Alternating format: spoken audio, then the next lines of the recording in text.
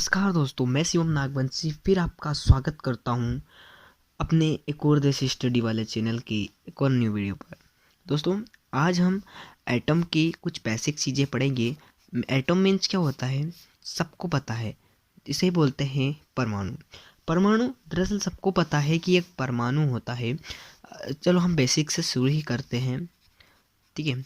हम बेसिक की बात ही करेंगे। देखो, एक परमाणु होता है, इसमें इलेक्ट्रॉन आसपास चक्कर लगाते हैं। ये सबको पता है कि हाँ, इसमें एक नाभिक होता है। इस नाभिक के अंदर प्रोटॉन होते हैं, है ना। प्रोटॉन होता है, आप देखो तो न्यूट्रॉन होता है ना। इतना आपको पता है, सबको पता है। लेकिन इसके आगे का कोई बेसिक पता है किसी को?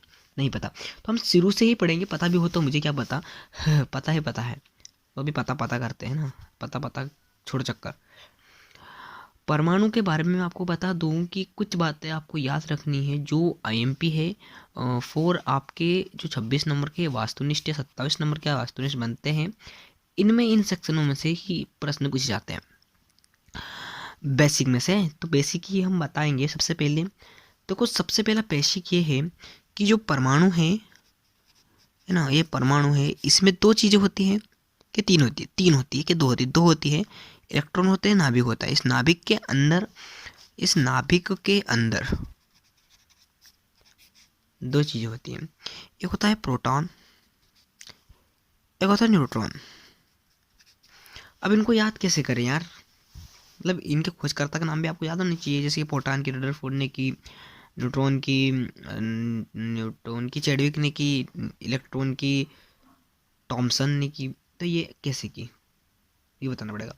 देखो, ये जो एटम होते हैं, ये परमाणु होते हैं, अ, इनका जो आकार होता है, हम पहले इसका आकार की बात, चलो मैं पहले आपको इसकी खोजकर्ता का नाम बता देता हूँ। देखो, ईंट पर नाच इसकी ट्रिक है। ईंट पर नाच, इस ट्रिक से आप, इसकी मदद से आप इसको याद कर सकते हो।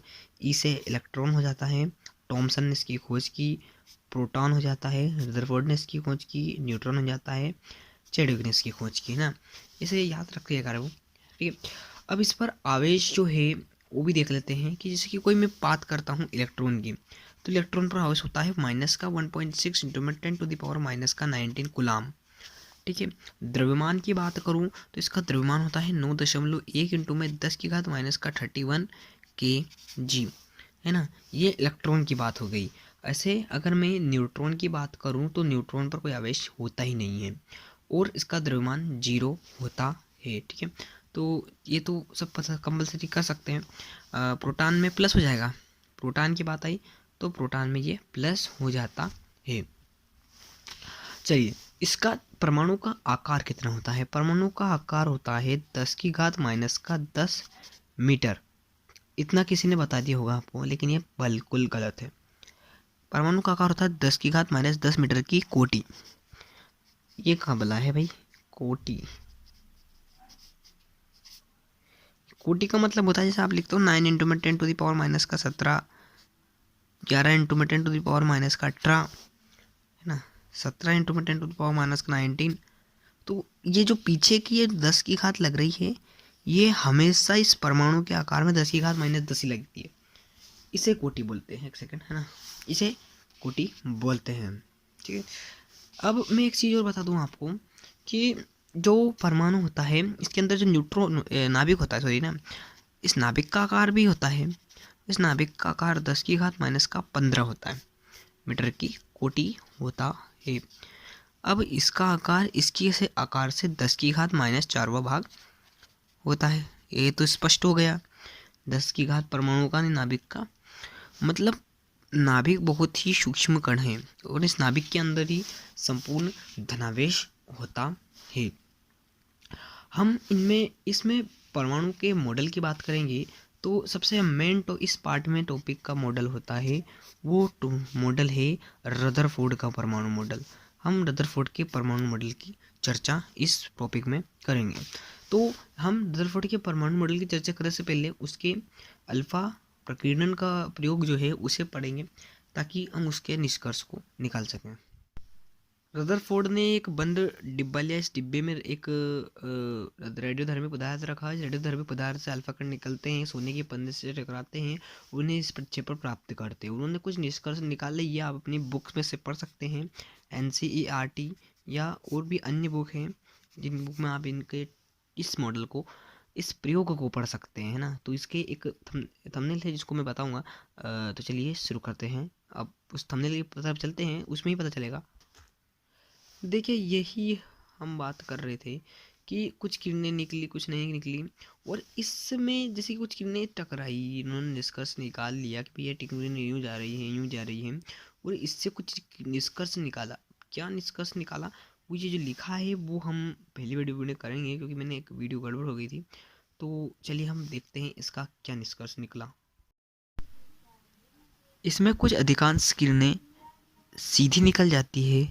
इससे पहला निष्कर्ष निकलता है कि परमाणु का अधिकांश भाग खाली है। दूसरा हम कह सकते हैं कि कुछ अल्फा कण न्यूकोण पर प्रतिकर्षित होते हैं। न्यूनकोण मतलब ये न्यूनकोण 90 डिग्री से कम, तथा अल्फा कण स्वयं धनावेशित है। अब जब धनावेश धनावेश को प्रतिकर्षित करेगा, मतलब इसमें कोई भी एक प्लस है, मतलब धनावेश होगा जब इसको प्रतिकर्षित करता है ना। तो उन्होंने बताया कि अतः हम मान सकते हैं, रदरफोर्ड और वेन बताया कि संपूर्ण धनावेश उसके केंद्र पर स्थित है। तीसरा, क्या अधिकांश 10,000 या 20,000 रेखा में से एक रेखा सीधे जाकर पीछे लौट जाती है, मतलब अति सूक्ष्म केंद्र पर इसका धनावेश उपस्थित होता है। क्योंकि कुछ अल्फा कण अधिक कोण पर प्रकीर्णित होते हैं लेकिन वापस लौट आते हैं। तो उन्होंने बताया वह एक सूक्ष्म कोण है, और उन्होंने से उससे एक परिभाषा दी कि परमाणु का जो समस्त धनावेश है इसके केंद्र पर एक अत्यंत सूक्ष्म स्थान पर होता है ना, ये वाला। इसका आकार 10⁻⁻15 मीटर की कोटि होता है, और इस परमाणु का आकार 10⁻10 मीटर की कोटि होता है। इसे ही नाभिक कहा जाता है, में दिया गया था। रदरफोर्ड ने जो अपना अल्फा प्रकीर्णन प्रयोग किया था उसी आधार पर प्रयोग दिए थे। उन्होंने इस निष्कर्ष निकाले कि भैया परमाणु के केंद्र पर त्रिज्या लगभग 10⁻14 मीटर। आपको पहले पता चुका है कि 10⁻15 मीटर का कोई नाभिक होता है, कि कोटि का नाभिक होता है जिसमें संपूर्ण धनावेश होता है। दूसरा है, इलेक्ट्रॉन नाभिक के चारों ओर किसी भी कक्षा में रहकर चक्कर लगाते हैं। अब आप पूछोगे, इसमें एक हेडलाइन किया गया है किसी भी, इसी के कारण ये परमाणु मॉडल फेल माना गया। कैसे, आगे देखेंगे। क्योंकि वे आकर्षण बल की बजाय विकेंद्रीय बल प्राप्त करते हैं।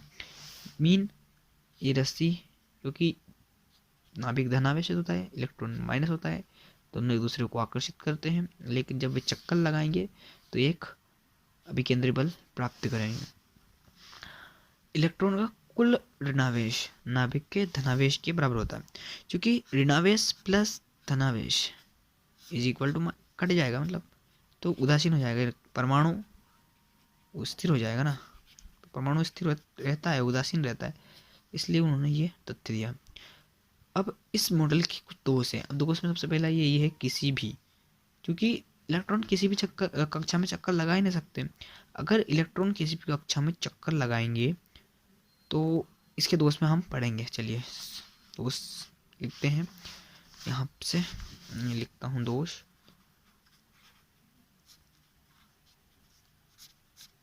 चलिए देखो, सबसे पहले हम परमाणु मॉडल के दोष की बात करें तो सबसे पहला दोष तो यही है कि उन्होंने बोला किसी भी कक्षा में चक्कर लगाते हैं।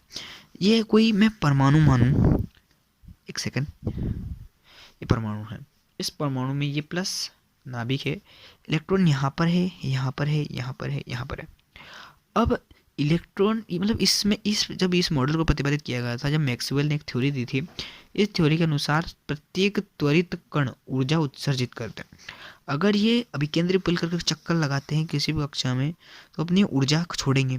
जब उनकी ऊर्जा कम होगी तो वो धीरे धीरे नाभिक के पास आते जाएंगे और नाभिक के अंदर गिर जाएंगे, जिससे इलेक्ट्रॉन जो है वो नाभिक के अंदर गिर जाएगा और परमाणु नष्ट हो जाएगा। जो कि अभी व्यवहार में तो संभव नहीं है। इसलिए ये जो इलेक्ट्रॉन का ये वाला परिणाम है, ये अभी गलत बताया गया था।